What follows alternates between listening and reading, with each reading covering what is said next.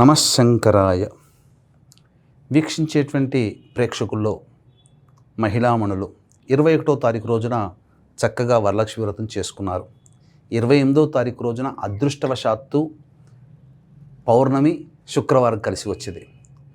ఋతుక్రమ ప్రభావం కావచ్చు, busy schedule ఉండవచ్చు, జర్నీలో ఉండవచ్చు, అనారోగ్య కారణాల వల్ల కావచ్చు, ఆనవాయితీ లేక కొంతమంది చేసుకోలేకపోవచ్చు, అనగా జాతా శౌచము మృతా శౌచము ఉండడం వల్ల కొంతమంది చేసుకోలేకపోవచ్చు. అటువంటి వాళ్ళు 28వ తారీఖు రోజున చేసుకోవచ్చా? నిరభ్యంతరంగా 28వ తారీఖు రోజున చేసుకోవచ్చు.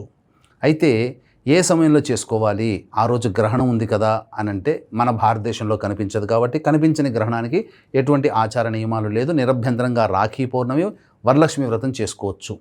అయితే ఈ వరలక్ష్మి వ్రతం, రాఖీ పౌర్ణమి రెండు ఒకే రోజున ఎలా చేసుకోవాలి అని అంటే 4 గంటలకి లేచి కాలకృత్యాదులు తీర్చుకొని 5 గంటలకు మొదలు పెడితే ఉదయం 6:15 కల్లా అయిపోతుంది. 7:30 నుంచి 8:30 మధ్యకాలంలో ఈ సంబంధించినటువంటి రాఖీ పండుగ జరుపుకోవచ్చు. సోదరుడికి రాఖీ కట్టవచ్చు. లేదండి అనంటే ఉదయం పూట 7:30 నుంచి 8:30 మధ్యకాలంలో సోదరుడికి రాఖీ కట్టి తదనంతరం 9:25 నుంచి 9:45 వరకు పౌర్ణమి ఘడియలు ఉన్నాయి కాబట్టి దీపారాధన చేసి గణపతి యొక్క అనుగ్రహం తీసుకొని మెల్లగా సంబంధించినటువంటి వ్రతాన్ని ఆచరించవచ్చు. ఇక ఉదయం పూట రాఖీ కట్టడానికి కుదరలేనటువంటి వాళ్ళు ఏ సమయంలో కట్టాలి అనేది కూడా చాలామందికి సంశయం ఉంటుంది. అయితే గ్రహణం మనకు లేనప్పటికీ కూడా అమెరికా, కెనడా లాంటి ప్రాంతాల్లో మన భారతీయులు ఉన్నారు. అక్కడ గ్రహణం సంభవిస్తుంది. ప్రపంచానికి కూడా ఒకటే సూర్యుడు, ఒకటే చంద్రుడు కాబట్టి ప్రపంచవ్యాప్తంగా వృషభ, మిథున, కర్కాటక, సింహ, తుల, వృశ్చిక, మకర, కుంభ, మీన రాశిలో జన్మించిన వారికి గ్రహణ దోషం ఉంది కాబట్టి గ్రహణ దోష నివారణార్థమై 28వ తారీఖు రోజున అరుణాచల క్షేత్రంలో సాయంకాలం 7 గంటలకి గ్రహణ దోష నివారణ పూజలు, హోమాలు, అలాగే శనిదోష నివారణ పూజలు, హోమాలు మరియు జాతకరీత్యా కలుగు అన్ని రకాల సమస్యల నివారణకి సర్వదోష నివారణ పూజలు, హోమాలు జరిపించడం జరుగుతుంది. అవకాశం ఉన్నటువంటి వాళ్ళు స్క్రీన్పై కనిపిస్తున్న నెంబర్కి ఈ వృషభ, మిథున, కర్కాటక, సింహ, తుల, వృశ్చిక, మకర, కుంభ, మీన రాశిలో జన్మించినటువంటి వారు సాయంకాలం 28వ తారీఖు సాయంకాలం 7 గంటల లోపల స్క్రీన్పై కనిపిస్తున్న నెంబర్కి కాంటాక్ట్ చేసి గోత్రనామాదులు నమోదు చేసుకోవచ్చు. ఉదయం పూట 28వ తారీఖు రోజున రాఖీ కట్టలేనటువంటి వాళ్ళు మధ్యాహ్నం 12:20 నుంచి 12:50 మధ్యకాలం అభిజిత్ కాలంలో రాఖీ పండుగ, రక్షాబంధనం నిరభ్యంతరంగా జరుపుకోవచ్చు అని చెప్పవచ్చు. America, Canada, France, Morocco, Spain మరియు సౌత్ ఆఫ్రికా, పసిఫిక్ మహాసముద్రం, అంటార్కిటికా ప్రాంతాలలో ఖండాగ్రాస చంద్రగ్రహణం 27వ తారీఖు రోజున ఏర్పడుతుంది. మన భారతీయులు కెనడా, అమెరికా ప్రాంతంలో ఎక్కువగా ఉన్నారు కాబట్టి ఈ యొక్క వ్రతం అనేటువంటిది 21వ తారీఖు రోజున చేసుకున్నారు. 27వ తారీఖు రోజున మళ్ళీ వ్రతం చేసుకోవచ్చా?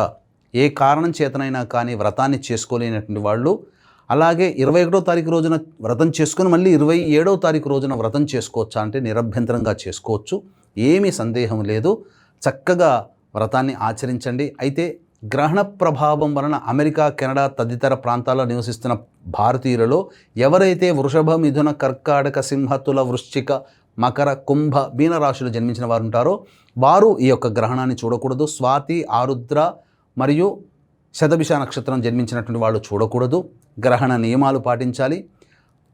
అమెరికా, కెనడా ప్రాంతంలో వాస్తవ్యుల భారతీయులు కాకుండా మన భారతీయులు కూడా ఈ చెప్పినటువంటి వృషభ, మిథున, కర్కాటక, సింహ, తుల, వృశ్చిక, మకర, కుంభమీన రాశిలో జన్మించినటువంటి వారికి రాబో 3 నెలల్లో కొన్ని ఇబ్బందికర పరిస్థితులు. ప్రసార మాధ్యమంలో చెప్పినట్టుగా భయాందోళనలు పడకండి. చిన్న సమస్య కంటే కొద్దిగా పెద్ద సమస్య అవుతుంది అంతే తప్ప. కాబట్టి ఈ సమస్యల పరిష్కారం కోసమై మన పీఠం ఆధ్వర్యంలో అరుణాచల క్షేత్రంలో 28వ తారీఖు రోజున గ్రహణ దోష నివారణ పూజలు, హోమాలు, అలాగే శనిదోష నివారణ పూజలు, హోమాలు, జాతకరీత్యా కలుగు అన్ని రకాల సమస్యల నివారణకి సర్వదోష నివారణ పూజలు, హోమాలు అనేటివి 28వ తారీఖు సాయంకాలం 7 గంటలకి ప్రారంభమవుతుంది. అవకాశం ఉన్నటువంటి వాళ్ళు 7 గంటల లోపల స్క్రీన్పై కనిపిస్తున్నటువంటి నెంబర్కి అమెరికా, కెనడా ప్రాంత వాస్తవ్యులైన మన భారతీయులతో పాటు భారతదేశంలో ఉన్నవాళ్ళు కూడా వృషభ, మిథున, కర్కాటక, సింహ, తుల, వృశ్చిక, మకర, కుంభమీన రాశుల్లో జన్మించినటువంటి వారు స్క్రీన్పై కనిపిస్తున్న నెంబర్కి కాంటాక్ట్ చేసి మీ గోత్రనామాలు 28వ తారీఖు సాయంకాలం 7 గంటల లోపల నమోదు చేసుకోవచ్చు.